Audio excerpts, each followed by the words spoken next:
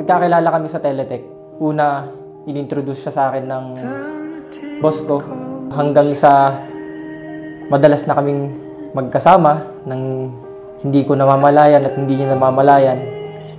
Doon na nagsimula ma-develop yung feelings namin sa isa't isa.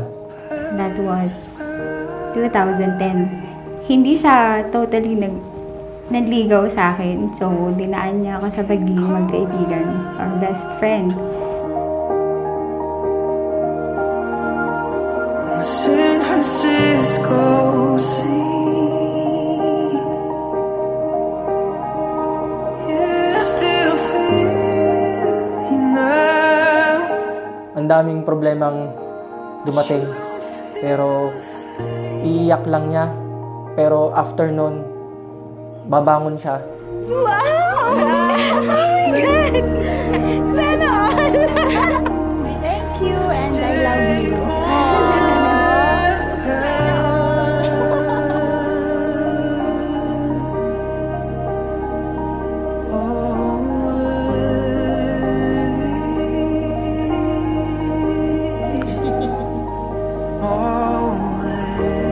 Hi, Mahal. I hope you like it. I choose to give you this to you since I wanted Papa to be with you in this important day of your life. Kahit man lang sa picture, nakasama natin siya. Hindi, no? Actually, yun yung picture ng father niya. Since si Papa ay maagang nawala, bago lang kami. And gusto ko kasama namin siya sa araw na ito. Will you stay on my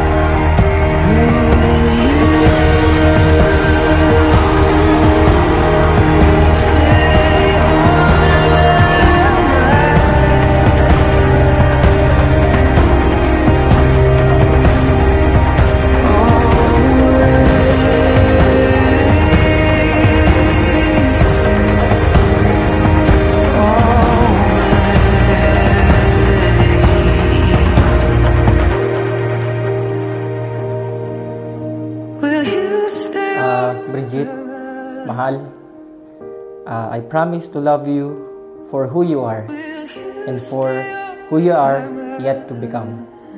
I promise to be patient and to remember that all things between us are rooted in love. I promise to nurture your dreams and to help you reach them. I promise to share my whole heart with you and to remember to show you how deeply I care for you. No matter the challenges that may come our way, I promise to love you loyally and fiercely as long as I shall live.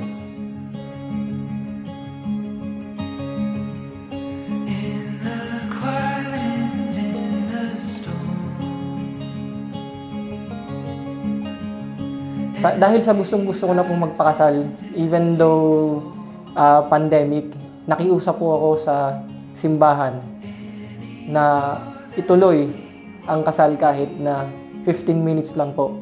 Dahil ang gusto ko po ay makasama na po siya at saka maging official na po na husband and wife po during that time, which is March 28. Nag 10 years kami last year. Yun dapat yung wedding day namin. Kaya meron tayong hashtag na tinadhanang markasama ni Bridget. Kasi yung 10 is 10 years. So, unfortunately, nag-pandemic, in-adjust natin siya today. So, finally, natuloy na din siya. Happy Valentine's Day po sa inyong lahat.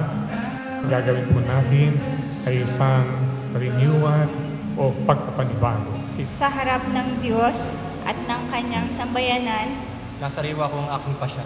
noong tinitipan kitang maging aking asawa, Sa hirap at ginhawa, sa dusa at ligaya, Ikaw lang ang aking ibig, itatanging garugtong ng buhay. ngayon at kailanman. Mark, mahal, I promise to love you with all my heart. And I promise to be with you for as long as I live. And I will take care of you as long as I can. I love you.